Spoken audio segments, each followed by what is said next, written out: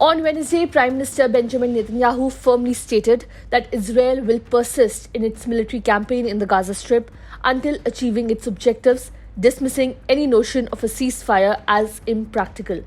This declaration followed criticism from Finance Minister Bezalel Smotrich, who expressed dissatisfaction with reports suggesting negotiations for another hostage release deal with Hamas.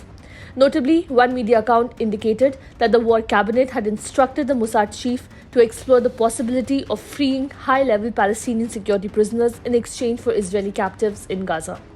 Netanyahu emphasized, "We are continuing the war to the end. It will persist until Hamas is destroyed, until victory, until all the goals we set are met, destroying Hamas, releasing our hostages, and removing the threat from Gaza." He firmly stated that anyone expecting Israel to stop is detached from reality, asserting, "We are raining fire on Hamas, hellfire. All Hamas terrorists from first to last face death. They have two options only, surrender or die."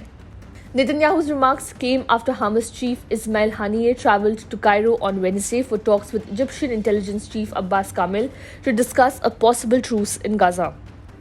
The UN Security Council was also set to vote later Wednesday on a resolution calling for a pause in the conflict, diplomatic sources said, after two previous votes were delayed as members wrangled over wording. Netanyahu, however, said Israeli forces were attacking Hamas militants everywhere in Gaza. "Anyone who thinks we will stop is not connected to reality. We are attacking Hamas with fire and inferno," he said. The United Nations Security Council is set to vote later on Wednesday on a long postponed resolution urging a pause in the Israel-Hamas conflict. Council members have struggled to reach consensus, leading to multiple delays since Monday. Despite Netanyahu's stance on the continuation of the war, diplomatic pressure from Russia and the Arab League is mounting, with efforts to encourage Tel Aviv to agree to the proposed resolution at the Russian-Arab Cooperation Forum in Morocco.